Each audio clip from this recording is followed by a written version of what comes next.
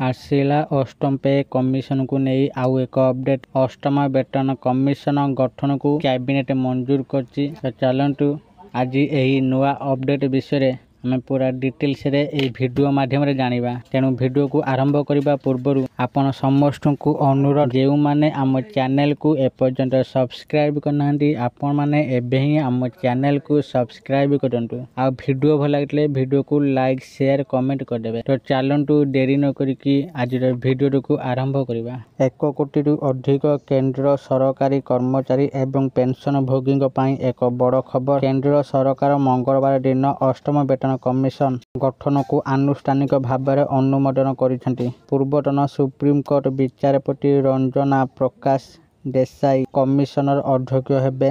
IIM Bangalore professor पुलक घोष एवं petroleum एवं प्राकृतिक गैस MOPNG मंत्रालय सचिव पंकज जैन को एहार सदस्य भाव में नियुक्त करा जायछि। सुपारिश दाखल करने को 18 मास।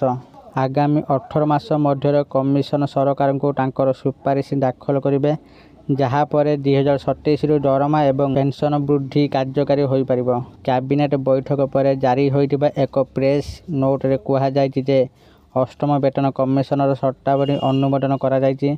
कमिशन रे जने अध्यक्ष जने अंशकालीन सदस्य एवं जने सदस्य सचिव रहिबे। कमिशन गठन पर तांकर सुपारिश दाखल करने को 18 मास समय दिया जायछि। NCJCM स्टाफ साइट सचिव शिव गोपाल मिश्र कहिसेंति जे जदियो अष्टम वेतन कमिशन लागू करिबारे विलंब होई पारे, तथापि एहाकु 1 जनवरी 2026 रु कार्यकारी बोली विवेचना करा जिवो। एहार अर्थ हेउछि जदि विलंब हुए तेबे बकेया पाउना 1 जनवरी 2026 रु कर्मचारी मानकु दिया जाय पारिबो।